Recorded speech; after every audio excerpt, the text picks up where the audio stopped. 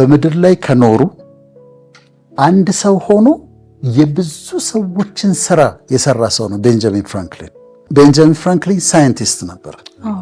ለምሳሌ መብረቅ ላይትኒንግ የሚባለውን ያስረዳው እሱ ነው። መብረቅ ሲመጣ ዝናብ ሲዘም ነጎድጓድና መብረቅ ሲመጣ የፈጣሪ ቁጣ ነው ይባል ነበር። ግን ኤሌክትሪሲቲ እንደሆነ ያስረዳው ቤንጃሚን ፍራንክሊን። መብረቅ ላይትኒንግ ከዳመናው ስር የሚሰራ ቻርጅ አለ፣ ኤሌክትሪክ ቻርጅ አለ። ከዛ መሬት ላይ ያለ ኤሌክትሪክ ቻርጅ አለ። በሁለቱ መካከል ያለ ዲፍረንስ አለና የሆነ ቦታ ላይ ሲደርስ ኤሌክትሪክ ፓወር ነው የሚለቀቀው። ለዚህ ነው እሳት የሚያመጣው። ሰው ካገኘ ሊጎዳ ይችላል በጣም። እና ይሄ ኤሌክትሪሲቲ እንደሆነ ላይትኒንግ ኤሌክትሪሲቲ እንደሆነ ያስረዳው ቤንጃሚን ፍራንክሊን። አሁን ሳይንሱን ተመልከች፣ ትልቅ ነገር ነው ኮንትሪቢዩት ያደረገው።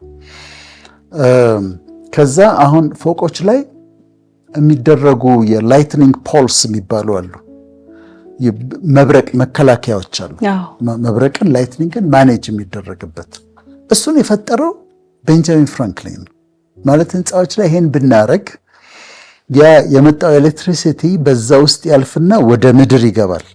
ከዛ እሳት አይፈጥርብንም ብሎ አሁን በየህንፃው ላይ አይ ቲንክ ላይትኒንግ ማኔጅመንት ላይትኒንግ ፕሪቨንሽን ብሎ የሚሰሩት ስራ አለ። ይሄን የፈጠረው እሱ ነው። ስለዚህ ሳይንቲስት ነበር፣ ኢንቨንተር ነበረ። እንዲህ አይነት ትላልቅ ነገሮችን ፈጥሯል። መነጽር ሲጠቀም ላይኑ ለማንበብ ሲፈልግ ማንበቢያ መነጽር ያደርጋል። ሩቅ ለማየት ሲፈልግ የሩቅ መነጽር ያደርጋል። ከዛ ይሄንን ሁለቱን ለምን አንድ ላይ ያላረገውም ብሎ ባይፎካልስ የሚባለው ማለት እንዲህ መነጽሩን አድርጎት ከሩቅ የሚያል ከዛ እንዲህ ሲል ደግሞ ማንበቢያ ይሆንለታል። ይሄንን የፈጠረው ቤንጃሚን ፍራንክሊን ነው። ሌሎች አሉ ክሬዲት የሚወስዱ፣ ግን እሱ ነው። ጸሐፊ ነበር፣ በጣም ይጽፍ ነበር። ጋዜጣ ያዘጋጅ ነበር። የፔንሲልቬኒያ ጋዜት የሚባል ጋዜጣ ያዘጋጃል። ማተሚያ ቤት ነበረው፣ የራሱ ማተሚያ ቤት አዘጋጅቶ ነበር። አሁን ዩኒቨርሲቲ ኦፍ ፔንሲልቬኒያ የሚባለውን ዩኒቨርሲቲ የመሰረተው እሱ ነው። ማለት ትምህርት ቤት መጀመሪያ ወደ ዩኒቨርሲቲ ደረጃ ከማደጉ በፊት ትምህርት ቤቱን የመሰረተው ቤንጃሚን ፍራንክሊን። ለትልቅ ሆስፒታል እዛው ፔንሲልቬኒያ አንድ ስቴት ነው የአሜሪካና፣ ለትልቅ ሆስፒታል መመስረት ምክንያት እሱ ነበረ። እሱ ነው ሆስፒታል የመሰረት። እንግዲህ የአንድ ሰው አቺቭመንት ነው፣ መከናወን ነው እየነገርኩሽ ያለሁት። ላይብረሪ የሀብታሞች ብቻ ነበር። መጽሐፍት ቤት አዘጋጅቶ መጽሐፍ መዋስ የሚባለውን ነገር ያመጣው እሱ ነው። ሰዎች መጽሐፍ ተውሰው አንብበው መመለስ የሚባለውን ነገር ያመጣው ቤንጃሚን ፍራንክሊን ነው።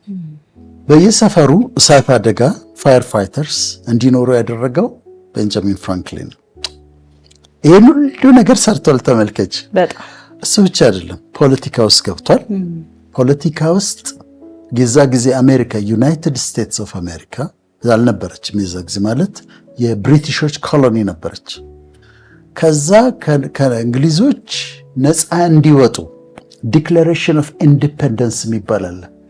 እሱን ካዘጋጁት ሰዎች አንዱ እሱ ነው። ከፈረሙት ሰዎች አንዱ እሱ ነው። እና ያንን ካዘጋጁት ዲክላሬሽን ኦፍ ኢንዲፔንደንስን ካዘጋጁ ሰዎች አንዱ ነው። በጣም ትልቅ ነገር ነው ዲክላሬሽን ኦፍ ኢንዲፔንደንስ። ዩናይትድ ስቴትስ ኦፍ አሜሪካ የምትባለው ሀገር እንድትመሰረት ካደረጉት ሰዎች አንዱ ቤንጃሚን ፍራንክሊን። አምባሳደር ሆኖ ፈረንሳይ ሄዷል። የአሜሪካ ፈረንሳይ አምባሳደር ሆኖ ሄዷል። እንግሊዝ ሀገር ሄዶ ሰርቷል።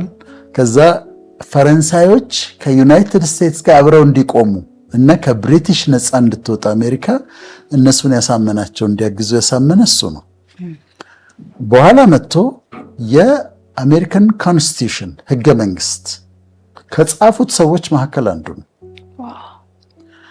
አንድ ሰው እንዴት ይሄንን ሁሉ ነገር ሊያደርግ ይችላል? እንዴት! በጣም ከአሜሪካ መስራች ፋውንዲንግ ፋዘርስ ከሚባሉት ውስጥ አንዱ ነው ቤንጃሚን ፍራንክሊን። ስለዚህ ዋሽንግተን ሐውልት አለው፣ ዩኒቨርሲቲ ውስጥ ሐውልት አለው። በጣም ነው የሚያከብሩት አሜሪካኖች፣ ምክንያቱም ዩኤስኤን ከመሰረቱ ሰዎች አንዱ ነው። ግን ይህን ሁሉ ነገር እንዴት ሊሰራ ይችላል? እዚህ ጋር ስለ መብረቅ፣ እዚህ ጋር በፖለቲካው፣ እዚህ ጋር ፕሪንቲንግ ፕሬስ፣ እዚህ ጋር ጸሐፊ፣ ይህን ሁሉ ነገር በአንድ ጊዜ አንድ ሰው እንዴት ሊሆን ይችላል ብለሽ ትጠይቂያለሽ። እሱ ራሱ ግን ክሬዲት የሚሰጠው ለሶስት ነገሮች ነው። አንደኛ ፕላኒንግ፣ በፕላኒንግ ያምን ነበር። በእቅድ በመመራት ያምራል። ሰዓቱን በትክክል ነው የሚጠቀምበት። በጊዜ በመተኛት ያምናል። በጣም በጠዋት በመነሳት ያምናል። ኤርሊ ራይዘር ነው እና በእቅድ ያምናል። ሁለተኛ ዲሲፕሊን፣ በዲሲፕሊን በመኖር በሰዓታት ነው የሚጠቀማት። እንደውም ዲሲፕሊን ሲባል ሰዎች ሰልፍ ፐኒሽመንት ነው ቅጣት ነው ይላሉ ዲሲፕሊንን። እሱ ደግሞ ሰልፍ ፐኒሽመንት አይደለም፣ እንደውም ኢትስ አን አልቲሜት ቱል ፎር ፐርሰናል ፍሪደም ይለዋል። ነፃነት ነው ዲሲፕሊን የሚሰጥህ ነፃነት ነው። ለምሳሌ ያ ዲሲፕሊን ሀቢት ይሆናል። ሀቢት ከሆነ በኋላ ችግር የለብሽ። ለምሳሌ ጠዋት መነሳት፣ ሻወር መውሰድ፣ ስፖርት መስራት ምናምን እንደዚህ ከሆነ መጀመሪያ ላይ ሀቢት ከመሆኑ ልምድ ከመሆኑ በፊት ስቃይ ይሆንብሻል። ከዛ ሀቢት ከሆነ ስፖንቴኒየስ ይሆናል እና እንደውም ፍሪደም ነው ብሎ ያምናል።